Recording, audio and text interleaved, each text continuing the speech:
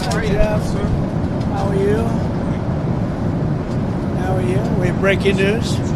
Everything good? Israel, as you know, turned back. They didn't do that raid this morning, fortunately. That was a big thing. Appreciate it.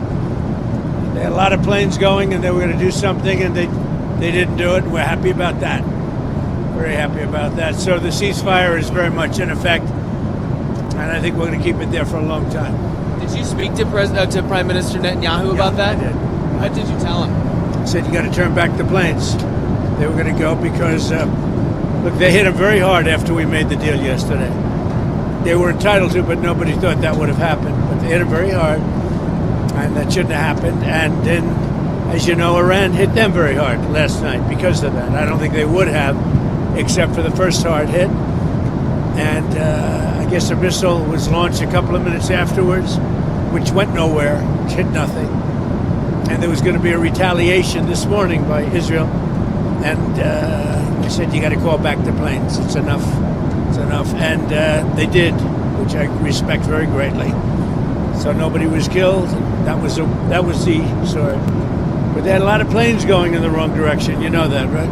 Do you want any consequences for Israel or Iran for breaking? They didn't do anything. No, they didn't do anything. They would have if I put out a statement on truth, and they didn't do anything. Sir, how are you confident that this might not happen again? Say in a couple weeks that... Tired of it. I think they don't want it to happen again. And Iran's not going to have a nuclear weapon, by the way. I think it's the last thing on their mind right now. Mr. President, did Iran make any commitments yesterday about uranium enrichment? About what? About uranium enrichment. They're not going to have enrichment, and they're not going to have a nuclear weapon, and they know that. They're going to get on to being a great trading nation. You know, they're very good traders. And they're going to be a great trading nation, and they have a lot of oil. They're going to do well. They're not going to have a nuclear weapon. So did they The promise? last thing on Iran's mind right now is nuclear weapons. Can you clarify what you meant when you mentioned regime change in your Truth Social post the other night? Which? Regime change? Do you want to see regime change in Iran? No. If there was, there was. But no, I don't want it. I'd like to see everything calm down as quickly as possible. Regime change takes chaos, and ideally we don't want to see so much chaos, so we'll see how it does. You know, the Iranians are very good traders, very good business people, and they got a lot of oil. They should be fine. They should be able to rebuild and do a good job. They're never going to have nuclear, but other than that, they should do a great job, which is exactly where I've been saying for years, you cannot let Iran have a nuclear weapon. But we're going to be with, where's Marco? I think Marco's here someplace. You know, our great Secretary of State. But we cannot let them have a nuclear weapon. They won't have a nuclear weapon. And I will tell you, the last thing on their minds is nuclear weapons.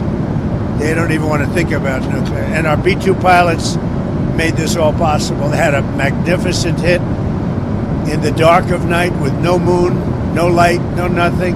They hit the target perfectly, wiped it out. And the press is very disrespectful. I saw CNN fake news going, well, maybe it wasn't a perfect hit, it was perfect. They said maybe it did destroy it. We agree, it did destroy it, but maybe it could have destroyed it more. No, it couldn't have destroyed it more. Everyone hit, and it's very disrespectful to those great geniuses and patriots that flew those planes through tremendous danger. So CNN and MSDNC are a disgrace. And so are the others. I mean, they're pretty much all a disgrace. But it's an amazing period of time. Now we're going to NATO, and we'll get a new set of problems. We'll solve a new set of problems. Do you think you'll meet with Zelensky when you're there? Yeah, probably. I'll see him. Yeah. What would you say to him? Say, how you doing? It's tough. He's in a tough situation. Should have never been there. Sir, you said a couple days ago that you didn't think the U.S. should have to agree to the 5% increase in GDP on defense. No. Do you want to? I was the one that said that's what they should be paying, as you know. No, I should do something. And they're having a problem with Spain. There's always a problem with Spain. Because Spain's not agreeing, which is very unfair to the rest of them, frankly. So the U.S. won't be increasing our GDP to 5%. We should pay what everyone else, they're in Europe, we're not. A lot of that money goes to rebuilding their bridges, their roads, so it can take heavy equipment. And, we don't have any roads in Europe. We don't have any bridges in Europe. So, no, it wouldn't be quite the same thing for us. But we're with them. Are you still committed to Article 5 of NATO? It depends on your definition. There's numerous definitions of Article 5. You know that, right? But I'm committed to being their friends. I've become friends with many of those leaders, and I'm committed to helping them. What do you want the role of NATO to be going forward once these other countries are spending more? By having a unified system, I think we're going to have stronger peace, better peace, and I think we have that. When I went to NATO, they were broke. When I first started this whole thing, it seems like a long time ago, 9 years, right? But they were broke. I knew it immediately. I said, you guys are broke. They weren't paying their dues. 7 of the 28 countries, at the time it was 28, were paying their dues, but they weren't paying very much. NATO was broke. Then I said, you're going to have to pay, and we did a whole thing, and now they're paying a lot. Then I said, you're going to have to lift it to 4% or 5%.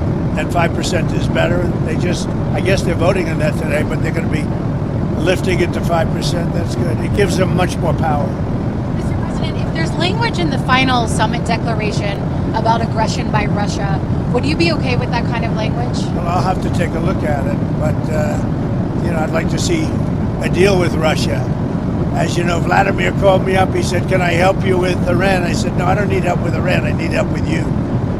And I hope we're going to be getting a deal done with Russia. It's a shame. 6,000 soldiers died last week. More, 6,500 soldiers died last week. Russia, Ukraine, a war that never would have happened if I was president. So enjoy your flight. Let me ask you one more follow-up. In your comments just now about Article 5, that will probably make some people in Europe concerned. Can you clarify what you mean?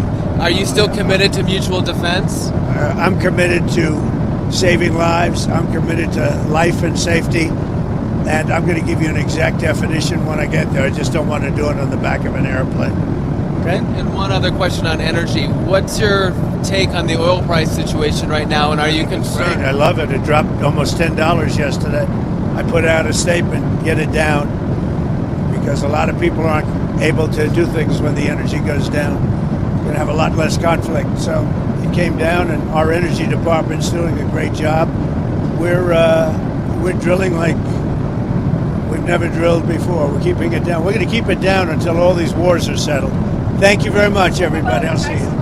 And sleeper cells in the United States. Biden led a lot of supercells, and Biden was an incompetent president, had no idea what he was doing. He hardly ever signed a document. Other people signed documents for him with the auto pen. It was gross incompetence. And among everything else, he let a lot of supercells in, many from Iran. But hopefully we'll take care of them. What Biden did to this country should never be forgotten. Do you think you'll get the Nobel Peace Prize now, sir?